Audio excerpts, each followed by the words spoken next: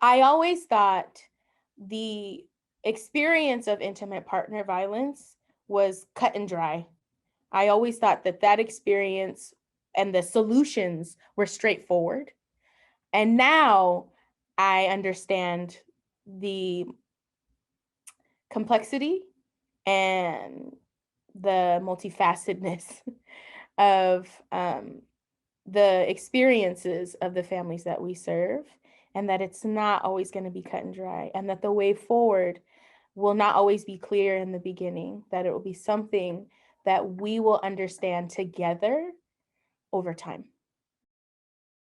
I always thought that survivors needed to leave in order to seek services, but now I know that is not always the solution.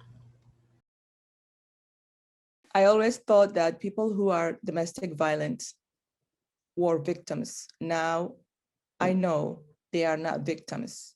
Instead, they are survivors. I always thought that as a home visitor, it was my job to have all of the answers.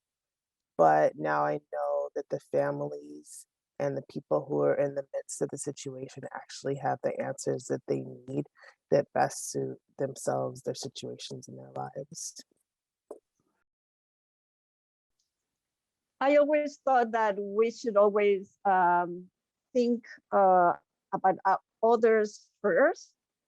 But now I think that question or putting ourselves first is in the relationship is what is most important.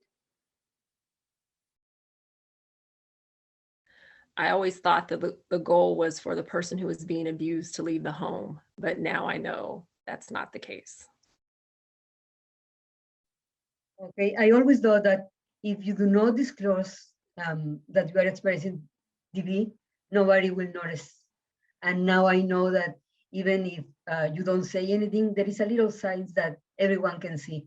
And it happens to me now that it's like you develop a sense that this person is experiencing or her relationship is not as good as it should be.